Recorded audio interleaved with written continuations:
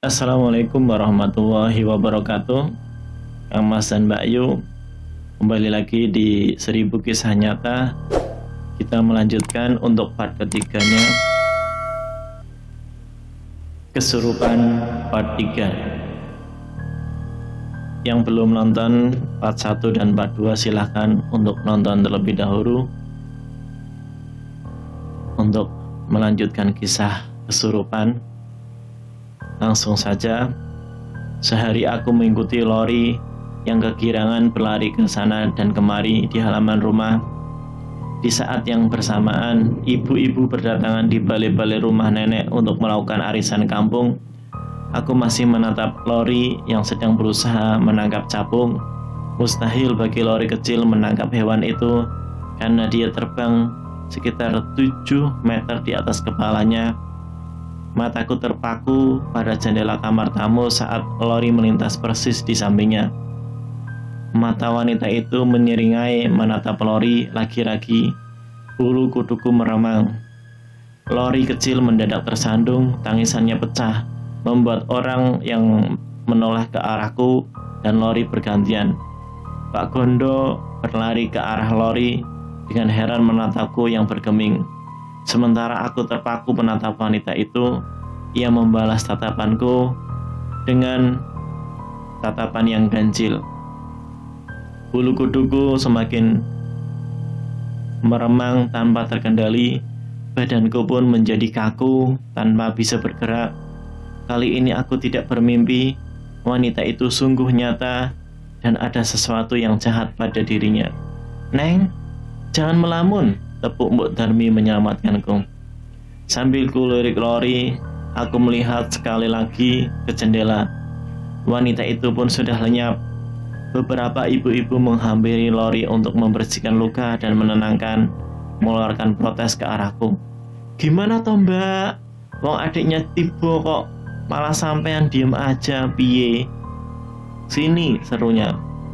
Aku berdiri membisu sambil mengutuk diri dalam hati karena ceroboh saat menjaga Lori hingga dia terjerembab ke tanah. Aku ingin segera bertemu papa dan mama.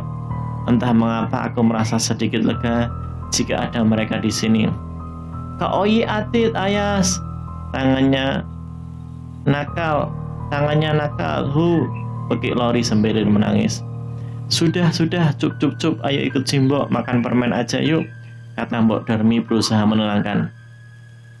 Enggak, takut sama tante," pekik Lori sambil melengking dan berlari setengah pincang memelukku. "What? Takut sama tante? Tante yang mana, Dek?" Aku membungkuk dan bertanya penuh emosi ke Lori. Lori diam dan menggeleng-gelengkan kepala. Air matanya masih berceceran, ingusnya pun mulai menjembul dari hidungnya. Aku menggoncang-goncangkan badan Lori dan memaksa untuk menjawab.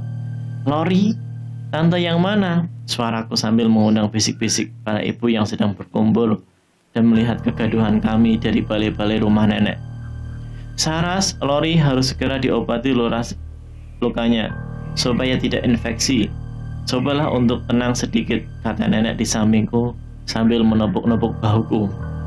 Ucapan nenek membuatku tersadar. Semua orang mulai memperhatikanku dengan tatapan yang membuatku tidak nyaman. Sambil memohon maaf, aku menggendong Lori masuk ke dalam rumah ditemani dengan Mbok Dormi dan Pak Gondo yang langsung mengambil kapas dan antiseptik untuk Lori. Pak Gondo menatapku prihatin saat Mbok Dormi menyela luka Lori dengan kapas dan alkohol. Sesekali aku melirik ke arah kamar tamu. Perasaanku berkecamuk antara bingung, marah, dan takut. Tiba-tiba teguran Pak Gondo memecah di kesunyian dalam rumah. "Neng?"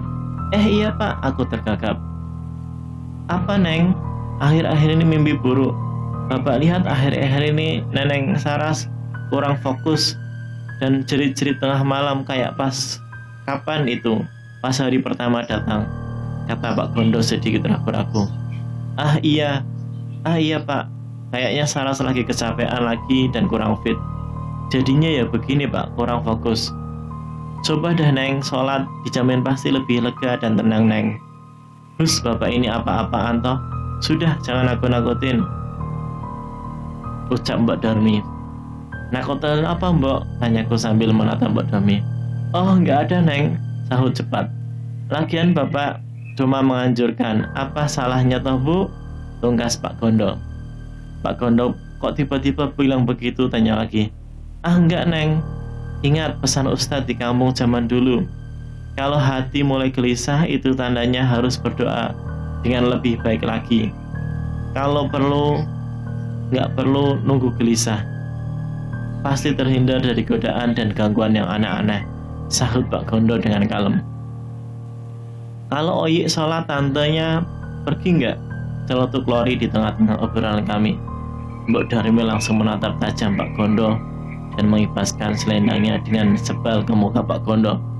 Meskipun berusaha ditutup-tutupi, aku tahu ada yang mereka sembunyikan.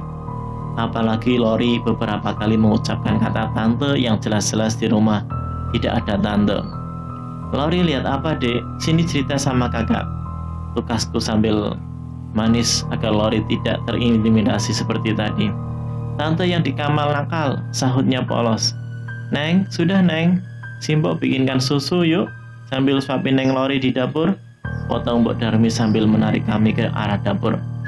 Fix ada yang ganjil dengan kamar tamu tempatku tidur bersama Lori.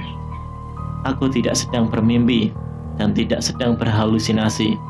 Pak Gondo hanya membisu dan menggendong Lori. Sekilas aku mengintip ke kamar dan langsung meminta Pak Gondo menyalakan lampu kamar itu agar kamar selalu dalam keadaan terang. Papa Mama pulang larut sekali hari ini. Mereka terlihat lelah. Setelah seharian bekerja, mereka langsung menghadiri acara reuni SMA di Solo dan langsung pulang ke Karanganyar. Lori sedang demam cukup tinggi. Seharian kerjaannya hanya melamun saat terjaga. Jadi susah makan dan tidur sambil mengigau. Anehnya ia selalu mengumandang, Oyi nggak mau.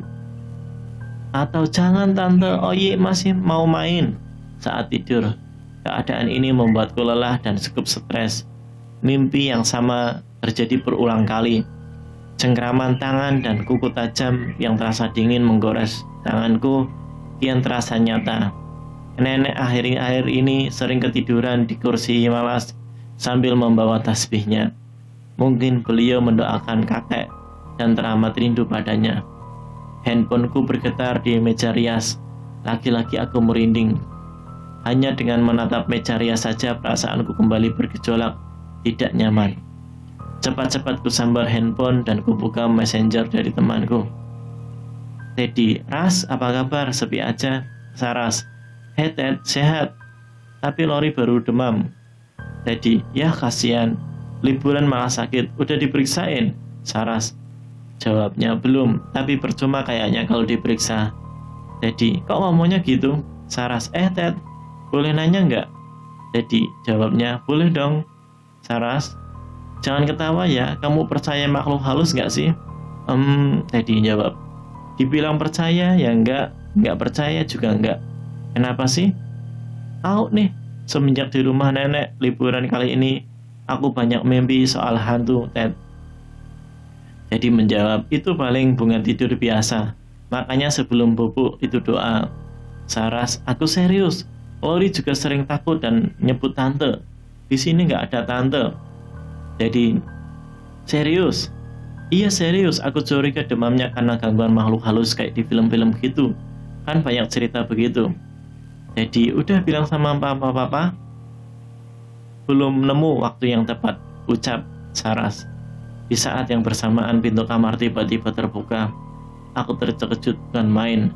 Papa dan mama nyengir iseng melihat mukaku pucat, pasi, menjatuhkan handphone ke lantai. Terima kasih, jangan lupa like, share, komen, dan subscribe.